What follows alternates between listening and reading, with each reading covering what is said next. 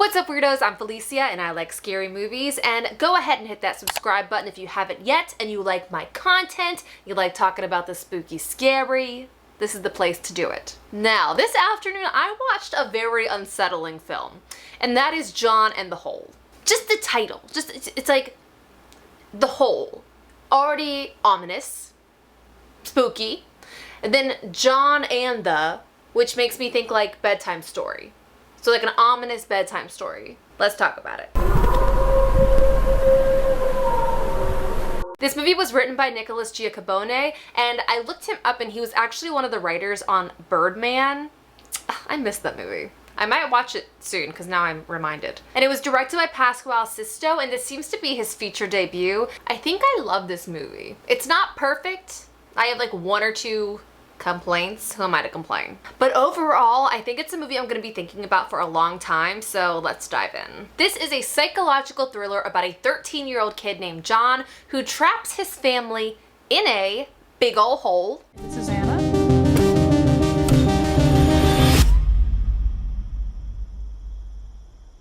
I'm sorry.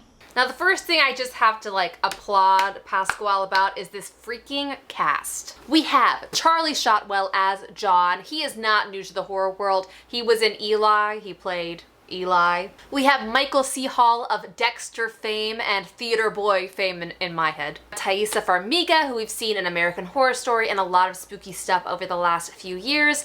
And then Jennifer Ehle. And I thought she looked very familiar. And turns out she plays Amanda in Saint Maud. Like, what a year for this woman. 2 freaking cool movies. So they play our nice little family, mom, dad, sister, brother. They're very wealthy, they're living the good life. From the outside, of course, perfect household. Last month, John asked me something. It's a weird question. So John is strange, but he's not outwardly aggressive or vindictive or, you know, hates his family or whatever. He just calmly decides to put them in a hole. And that's what makes it somehow more unsettling. Okay, let me try to explain this. So Pasquale Sisto's direction in this movie is very unmanipulative, which I feel like as American audiences, we're not used to. The movie is not pushing its audience to tell me as a viewer how to feel. It's not being like, here's a big scary moment with a lot of music and crazy lighting. It's just kind of like, everything's very of the everyday, but the circumstances, the situation is not of the everyday. And even the way the characters are written, like I already talked about John a little bit, but when he puts his family in this hole, you know, he's kind of doing the Home Alone thing at first. Like, he's not super like joyful, or he's very kind of deadpan a lot of the movie, but he's, you know, he's eating ice cream, he's using the car, he's freaking living his best life. You know, maybe not his best life, but the best life that is in his brain. And that's also so strange. It's like when you hear about like a true crime story where like somebody kills somebody and then like has a bowl of cereal, and it's just like, what's going on there? That's kind of the vibes of John. He's like, he's doing these terrible things, but because he's just a 13-year-old kid, and it's sort of unclear whether he even understands the gravity of what he's doing, you kind of don't hate him, which is weird. And then the family. They're such an average family. And even when they're down that hole, like, you know, they're not happy about it. They're pretty pissed off that they're down in this hole. But the way they still care about John and like try to reason with him and try to take care of each other while they're down there is strange. Like, there's just not a lot of panic in this movie. I would panic. If I was in a hole, I would panic. Like, there's one scene, like, it's not really a spoiler, but it is, I'm gonna talk about a specific scene for a moment. So, early in the movie, we see a nice, normal family dinner at the dinner table. Later on in the movie, we have kind of a calm, normal dinner, but the family's in the hole. Like, it's just like, what? And throughout all of this, I don't know how to feel. And I like that.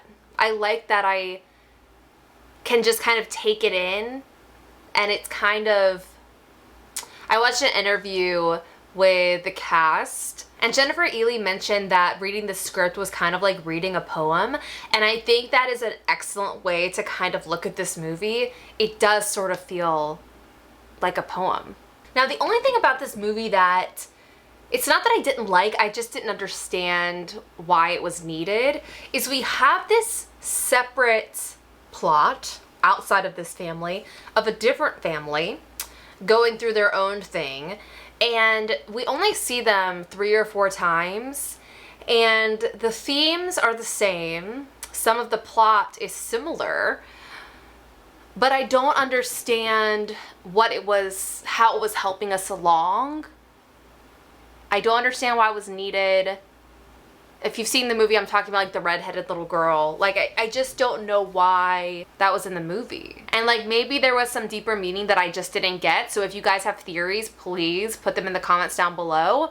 But I just was like, and even in that interview I watched, I scrolled down to the comments and someone was like, can someone please explain the redheaded little girl? And I'm like, same. Like, I don't really know what that was about.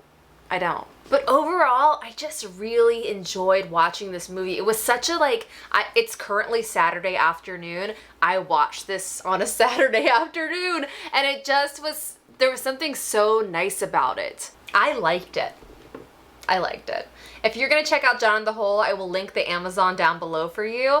And please let me know what you think of it, because I'm just like, I just want to talk to people about this movie. Like, I'm making this video because literally I just want to talk to people about this movie because I don't know anyone that's seen it, and I'm just kind of like, what? But anyways, that's it, people. I will see you in my next video. If you haven't yet, please hit that subscribe button, and I will see you in the next one. Have a nice scream. Bye.